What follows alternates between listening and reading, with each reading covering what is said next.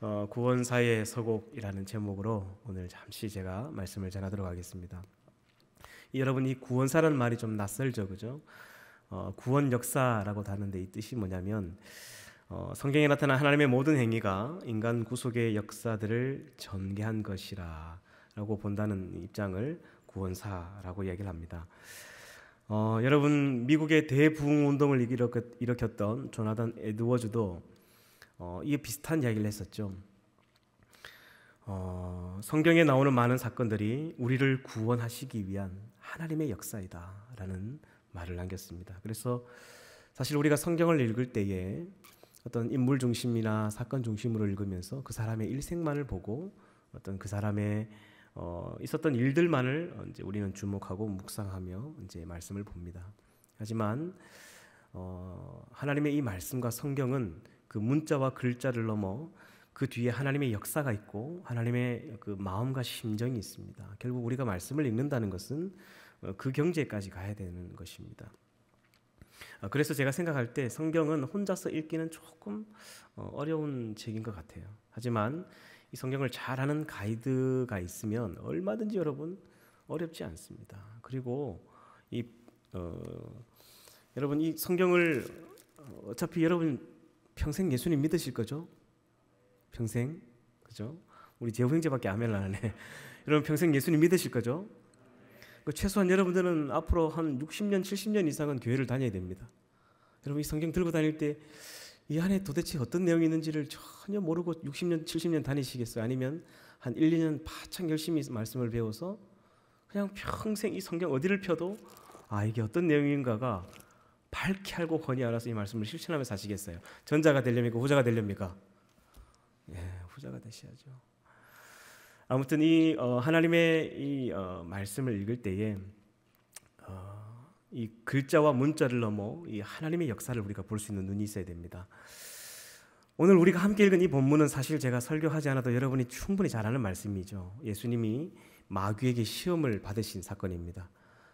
그 내용을 잠깐 말씀드리자면 방금 읽어서 아시겠지만 예수님께서 이제 성령에 이끌려서 이제 광야로 가시게 됩니다. 그리고 거기서 40일 동안 아무것도 드시지 못하게 되죠. 육체적으로 굉장히 약해 있을 때에 마귀가 나타나서 세 가지 시험을 합니다. 배고프지? 이 돌 떡으로 변하게 해서 먹어라. 그러니까 예수님께서 이제 뭐라고 말씀하셨냐면 사람이 떡으로만 살 것이 아니고 하나님의 입에서 나오는 말씀으로 살 것이다라고 하면서 그 유혹을 이겨냅니다. 그리고 두 번째 이제 예수님을 높은 성으로 데려가죠. 뛰어내려봐. 너 하나님의 아들이거든. 너 뛰어내릴 수 있지. 그 정도 능력 있잖아. 하니까 하나님을 시험하지 말라고 예수님께서 말씀하시죠. 세 번째는 높은 산으로 데려가서 이 천하만국을 보여주며 딱 한 번 절만해. 딱 한 번 고개만 까딱하면 된다. 그러면 다 줄게. 모든 명예를 주겠다는 거죠. 영광과 명예를. 근데 이제 사탄아 물러가라 하면서 예수님께서 이 모든 시험을 능히 쉽게는 아니고요. 이기셨습니다. 여러분 다 아시는 내용이죠. 우리가 이 말씀을 묵상할 때 우리는 이렇게 생각할 겁니다. 대부분 나도 유혹과 시험이 올 때 말씀으로 이겨야 되겠다. 나도 때로는 예수님처럼 금식하면서 기도해야 되겠다. 우리가 대부분 이 본문 말씀을 읽으면 그냥 쉽게 지나치는 본문입니다. 그리고 그냥 그렇게 내 삶의 그 정도 수준으로 보통 적용을 합니다. 여러분 그러나 이 사건은 여러분 이런 결론과 비교할 수 없는 아주 중요한 사건입니다. 여러분 오늘 말씀의 제목처럼 이 사건은 하나님의 이 구원의 역사의 서곡입니다. 서곡. 어떤 장엄한 오페라가 시작될 때 처음 나오는 인트로 부분이 서곡이죠. 그러니까 하나님의 구원의 역사에 스타트를 끊는 그런 새로운 우리를 구원하시기 위한 구원 역사의 획을 끊는 출발입니다. 그러니까 사실 이 예수님의 광야에서의 시험 사건은 정말 중요하고 또 쉽지 않은 시험이고 사건입니다. 여러분 좀 살펴볼 텐데요. 예수님께서 40일 금식하러 가셨는데 하나 제가 질문하겠습니다. 자발적으로 광야를 가신 건가요? 아니면 누군가에 의해 예수님이 이게 내몰려서 가게 되신 건가요? 1절을 여러분 한번 보겠습니다. 1절. 그때 예수께서 성령에게 이끌려 마귀에게 시험을 받으러 광야로 가사. 그러니까 예수님 자의적으로 간 게 아니죠. 그냥 스스로 내가 오늘 40일 금식기도 해야 되겠다 하고 가신 게 아니라 성령께서 광야로 내모셨습니다. 마가복음 1장 12절에도 이런 말씀이 있습니다. 성령이 곧 예수를 광야로 몰아내신지라 라고 말씀하고 있어요. 그러니까 성령께서 예수님을 광야로 몰아넣으셨음을 알 수 있습니다. 여러분, 이유가 무엇일까요? 이 사건이 하나님의 구속사를 이루는 과정 중에 아주 중요한 사건이고 하나였기 때문에 예수님을 그렇게 광야로 성령께서 이끄신 것입니다. 여러분,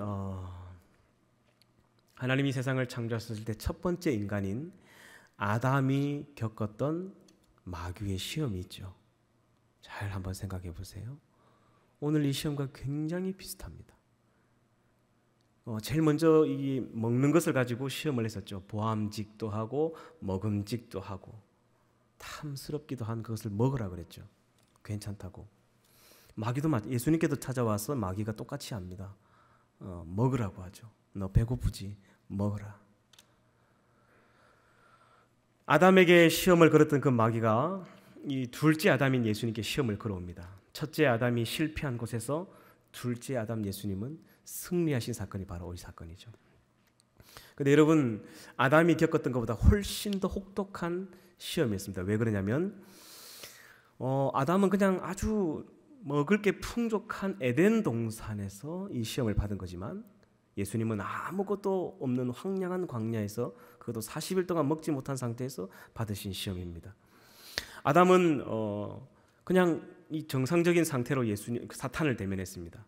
하지만 예수님은 혹독한 굶주림 속에 이게 여러분 한 40일 금식기도 하는 분 이야기 들어보니까 한 20일째가 넘어가면 그때부터는 이게 사람이 혼미해진다고 하더라고요. 그래서 주변에 누군가 자기를 붙들어 주지 않으면요 40일 금식기도 하다가 많은 사람들이 이 악한 영에게 자기에게 잘못해서 넘어가는 사람들도 있다고 합니다. 그 정도로 이게 쉽지 않은 거예요. 아담은 아주 정상적인 아주 지혜가 총명한 정신 이상이 없는 상태에서 이 시험을 받았지만 예수님은 40일 굶주린 육체적으로나 정신적으로 굉장히 힘든 상황에서 이제 이 시험을 받았습니다. 아담은 혼자가 아니었지만 예수님은 혼자 이 시험을 받으셨죠. 아담의 과업은 죄 없는 첫 세상에 홀로 죄 없이 남는 것이었지만 예수님의 과업은 이 죄로 물든 세상에 죄 없이 혼자 남아서 이 모든 사람의 죄를 자기가 다 담당하는 것이 이 귀한 사명이었습니다. 40일 금식 후 마귀에게 이 세 가지 시험을 받는 사건이 바로 이 대결 사건인 거예요. 여러분, 이 싸움에서 예수님이 아마 아담처럼 유혹에 빠졌다면, 이기지 못했다면요, 여러분, 우리는 예수님의 그 십자가의 사건을 경험하지 못했을 겁니다. 여러분, 만약에 예수님이 이 마귀에게 이 세 가지 시험 중에 한 가지라도 넘어갔더라면 죄를 짓게 되는 겁니다. 그죠? 죄를 짓게 되면 우리의 죄를 용서할 수 있는 것은 죄가 없는 유일한 어떤 존재여야 됩니다. 어린 양이어야 됩니다. 예수님이 이 마귀에게 시험을 받은 이 세 가지 중에 한 가지라도 범했다면 예수님은 십자가를 지지 못하셨을 겁니다. 그러니까 이 사건은요 굉장히 중요한 사건이었습니다. 예수님께서 이 공생애를 시작하는 그 첫 걸음에 마귀가 정확하게 알고 찾아와서 예수님을 흔든 거예요. 죄를 지었다면 우리를 구원하실 수 없었을 겁니다. 왜? 하나님의 아들이지만 하나님의 아들이니까 뭐 마귀 정도는 충분히 물리칠 수 있지 않겠나, 우리 이렇게 쉽게 생각할 수 있습니다. 그렇지 않습니다. 아담은 그냥 넘어가 버렸습니다. 예수님은 이 시험을 다 이겨냈던 거예요. 할렐루야. 그래서 오늘 저와 여러분들이 구원받을 수 있는 그 발판을 예수님 마련하신 거예요. 그래서 결국엔 십자가에 죽으실 수 있었던 것이고, 십자가의 피로써 죄가 없으신 예수님이 죄 있는 우리를 용서하실 수 있었던 겁니다. 여러분, 이게 이해가 돼야 되는데 이해가 되는지 안 되는지. 여러분, 그래서 이 예수님의 세 가지 시험을 받으시는 사건은요, 구원의 역사에 마치 서곡과도 같은 첫 스타트를 끊는 중요한 사건이었다라는 것이죠. 그리고 여러분, 이 시험이 우리가 볼 때 뭐 시험 좀 쉽게 보일 수가 있지만 절대로 그렇지 않습니다. 하나님의 아들이지만 완벽한 인간으로 오셨습니다. 그래서 마귀가 첫 번째, 두 번째 시험할 때 똑같이 하는 말이 있죠.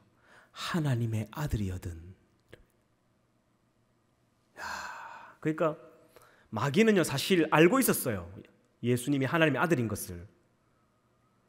근데 그 육체적으로 금식하여서 굉장히 약할 때에 너 하나님 아들 맞아? 아니야? 하나님 아들 아닌 것 같은데? 맞으면 이거 떡으로 만들어봐. 지금 이런 뉘앙스로 말하는 거죠.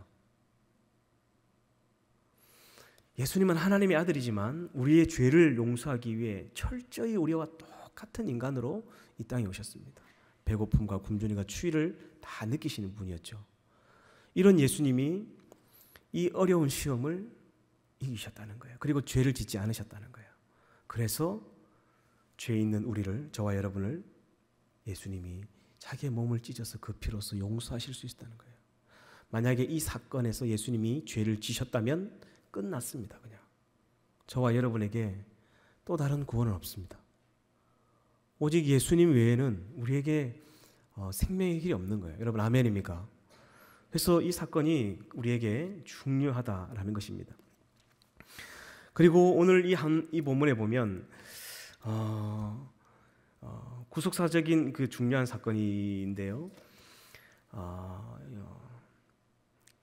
예수님 혼자서 사실 이 모든 것을 감당하신 것은 아닙니다.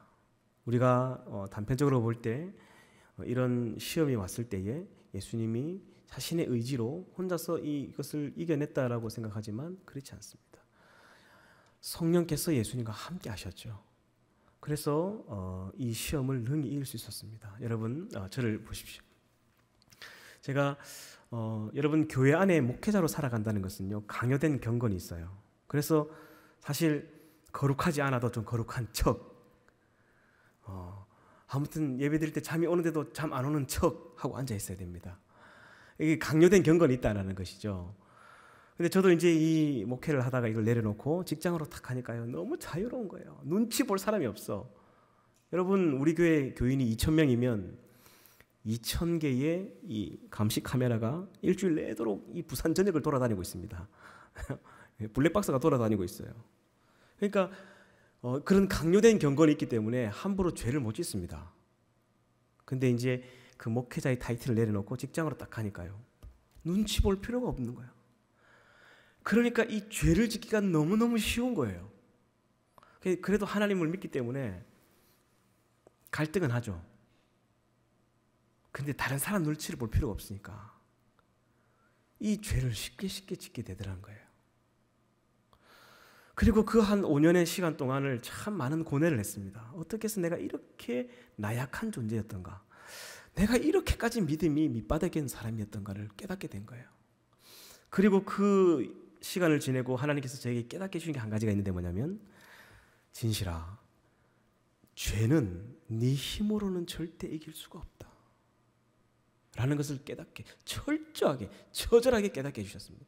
우리는 술 안 먹어보려고, 담배 안 펴보려고, 음란한 거 안 보려고 막 애를 쓰죠. 노력하죠. 잘 되던가요? 안 됩니다. 안 되더라고요. 저도 해보니까. 이게 그 직장의 시간을 보내면서 하나님 저에게 깨닫게 해주신 건 뭐냐면, 성령의 도우심이 없으면 절대 이길 수가 없다라는 거예요. 여러분, 아담도 넘어갔어요. 아담도. 예수님도 사실 위태위태했습니다. 여기서 이 사탄의 이 세 가지 시험을 하나라도 넘기지 못했다면 예수님은 죄를 짓게 되는 것이고, 죄가 있으시면 우리의 죄를 용서하실 수 없는 존재가 돼버리는 거예요. 마귀는 이것을 정확하게 알고 인간이 가장 좋아하는 이 의식주의 문제를 건드리고, 그리고 사람에게, 인간은 누구나 이 어떤 남들이 없는 능력이 있고 싶어 하거든요. 그래서 예수님을 뛰어내리라 하죠. 그 능력을 가지라고. 그리고 마지막에 명예욕입니다. 명예욕. 여러분, 이 대선을 하면서 왜 이렇게 싸우죠? 서로. 이 사람은 이 돈보다는 명예욕이 더 강한 거예요. 이걸 주겠다는 거예요. 예수님이 이것을 다 물리치시고 승리하셨습니다. 그래서 우리는 그 예수님을 통한 구원의 은혜를 지금 누리며 살아갈 수 있는 거예요. 할렐루야. 그래서 이 사건이 구원 역사의 서곡이 된 거예요. 그리고 이 죄로부터 예수님도 혼자서 싸우신 것이 아니라 성령의 도우심으로 싸우셨습니다. 여러분 일주일 동안 또 살아가야 됩니다. 그죠? 여러분 학교나 직장이나 가정이나 항상 우는 사자처럼 죄는 우리를 넘어뜨리려고 합니다. 그래서 계속 죄책감을 주는 거죠. 여러분 내 힘과 의지로는 이기가 힘들어요. 어떻게 해야 되냐면 성령님께 도움을 구해야 됩니다. 성령님 이길 수 있는 힘을 달라고, 능력을 달라고. 반드시 하나님께서 이 능력을 주십니다. 그렇게 해서 성령이 충만해지면요, 그냥 자연스럽게 멀어지는 게 이 죄이고 하나님의 능력으로 능히 이길 수 있습니다. 그래서 여러분 예수님께서 이 광야의 시험을 받으셔서 성령을 통해서 이 죄를 이기셨던 것처럼 저와 여러분도 이번 한 주간 동안 승리하며 사시기를 주님의 이름으로 축복합니다. 그리고 주님이 우리를 위해서 하셨던 이 놀라운 구원의 역사를 이제 내일 모레부터 3월 2일부터 사순절이 시작됩니다. 제2수요일부터 시작해서 사순절이 시작되는데, 이런 사순절 기간에는 여러분이 마태복음, 마가복음, 누가복음, 요한복음 이 사복음서를 읽으면서 예수님이 우리를 위해서 어떤 구원의 역사를 펼치셨는지 우리가 좀 찾아보고 함께 묵상하고 하나님의 그 은혜를 잊지 않고 감사할 수 있는 우리 청년들이 되기를 주님의 이름으로 축복합니다. 우리 함께 찬양할까요? 우리 보좌 앞에 모였네. 우리 함께 찬양하겠습니다. 우리는 예수님이 우리를 위해서 십자가를 지셨다, 그것 외에는 다른 일을 잘 생각하지 않습니다. 그러나 예수님께서 이 땅에 오셔서 저와 여러분을 하신 일은 십자가를 지시고 이 죄를 용서해 주신 것 외에도 너무나 많은 것들이 있습니다. 그래서 이번 사순절 기간은 주님이 우리를 위해서 어떤 이 구원의 역사를 펼치셨는가, 나를 위해 어떤 고난을 감내하셨는가, 우리가 이런 것을 한번 찾아보고 감사할 수 있는, 그리고 잊어버리지 않고 기억할 수 있는 그런 사순절이 됐으면 좋겠습니다. 찬양하겠습니다.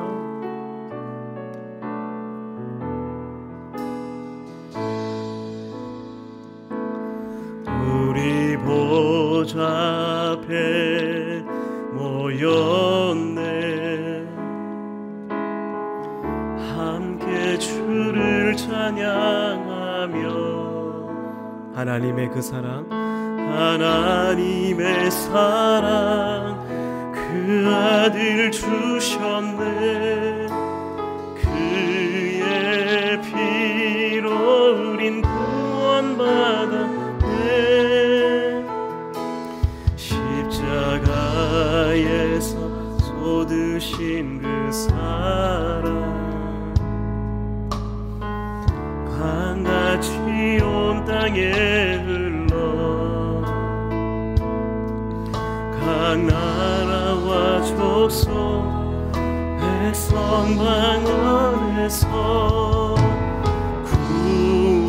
구원받고 주 경배드리네. 구원하심이 보좌에 앉으신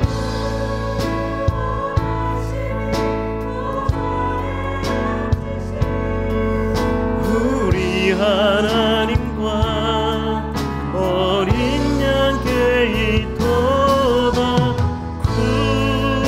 구원하심이 보좌에 앉으신 우리 하나님과 어린 양께 구원하심이 보좌에 앉으신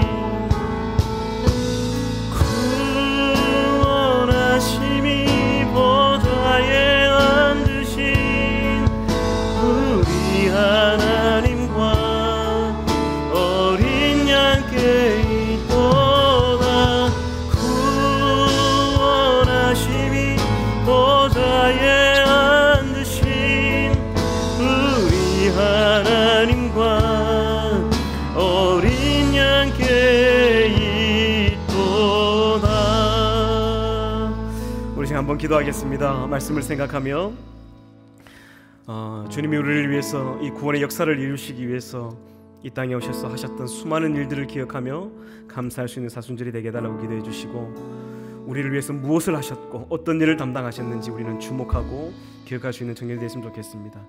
성경에 나오는 많은 인물과 사건의 배후에 주님께서 어떤 일을 하셨고 하나님이 어떤 역사를 우리를 위해서 이루셨는지를 우리가 반드시 알아서 감사하며 살아갈 수 있는 우리가 되게 해달라고, 또 특별히 우리 코로나 확진으로 인해서 가정에서 예배드리고 있는 우리 청년들을 위해서도 주님의 이름을 3번 부르며 우리 통성으로 한번 기도하겠습니다. 기도합니다. 주여 주여 주여. 걸어가신 아버지 하나님 감사합니다. 하나님, 광야에서 40일간 줄이시면서도 우리를 구원하시기 위해 끝까지 그 마귀와의 싸움에서 승리하시고 죄 없으신 몸으로 십자가에 달려 하나님 우리를 영원한 죄와 사망의 굴레에서 자유케 하셨습니다. 예수 그리스도 오직 그분 외에 하나님 다른 길은 없는 줄 믿습니다.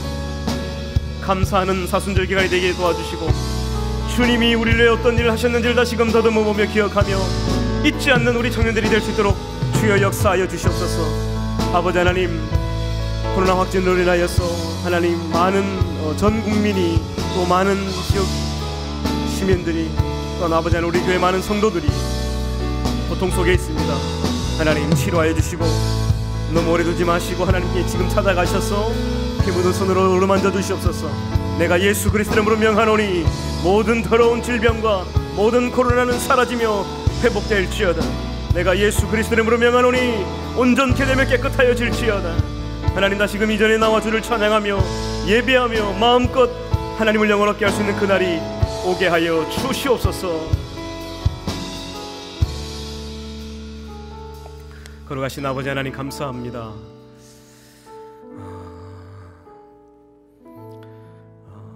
코로나가 흉흉한 상황이지만 이곳에서 예배할 수 있는 은혜 주시고 하나님을 마음껏 찬양할 수 있는 은혜 주셔서 참 감사합니다. 하나님, 내일 모레면 또 사순절이 시작이 됩니다. 매년 다가오는 사순절 그냥 의미 없이 보내며 또 한 절기가 지나가는 듯 그렇게 무심코 지나갔다면 우리를 용서해 주시고, 주님이 우리를 위해 이 땅에 오셔서 얼마나 많은 수고를 감당하셨고 또 우리를 위해 어떤 일을 담당하셨고 그 십자가의 마지막 하이라이트 완성을 이루기까지 주님이 쉬지 않으셨음을 기억하며 감사할 수 있는 그런 사순절이 될 수 있도록 주님 도와주시옵소서. 하나님 말씀을 읽으며 그 사건과 인물과 그 글자와 문자를 넘어 하나님의 마음과 심정이 보이게 하시고 하나님 놀라운 이 구속의 역사들이 우리 눈앞에 보여지고 읽혀질 수 있도록 우리에게 지혜를 더하여 주시옵소서. 하나님, 코로나로 인해서 예배드리고 싶지만 격리 중에 있는 우리 청년들과 성도들이 있습니다. 하나님, 그 마음의 위로를 더하여 주시고 외롭지 않도록 도와주시고 아버지 하나님, 아픈 목과 인후통과 또 이런 감기 증상들이 깨끗하게 사라져서 돌아오는 주일 기쁜 마음으로 다시금 만나 함께 예배할 수 있도록 도와주시옵소서. 드린 예물 하나님 기뻐 받아주시고 참 어려운 힘든 시기를 살아가고 있습니다. 많은 돈을 벌지만 그만큼 물가가 상승되고 또 지출이 많은 시대를 살아갑니다. 하나님, 그래서 참 하나님께 드리는 것이 쉽지 않고 어려운 시대를 살아가지만 하나님께 11절을 구분하고 감사헌금을 구별하고 또 하나님 선교 헌금을 작정하고 기타 목적 헌금을 가지고 하나님께 드린 손길들마다 하나님 그 마음을 보시고 마음껏 축복하여 주시옵소서. 하나님께 더 많은 것을 드리고 싶지만 재물이 없어서 힘들어하는 청년들과 가정들이 있다면 하나님께서 그 가정에 차고도 넘을 만큼 넘치도록 그 많은 물질들을 부어주셔서 하나님께 마음껏 드릴 수 있고 또 가난한 이웃들을 위해서 나누며 베풀 수 있는 그런 선한 마음을 허락하여 주시옵소서. 드리지 못한 청년들도 동일한 은혜로 함께하여 주시옵소서. 지금은 우리 주 예수 그리스도의 은혜와 하나님 아버지의 크신 사랑하심과 성령 하나님의 위로교통 충만하심이 우리를 위해 놀라운 구원의 역사를 이루셨고 그것을 위해서 많은 고통과 고난을 감내하셨던 그 예수님의 발자취를 따라가며 감사하며 기억하길 원하는 당신의 사랑하는 아들 딸들 머리 위에 사랑하는 산성교회와 조국교회 위에 이제로부터 영원까지 함께 하시기를 간절히 축원하옵나이다. 아멘.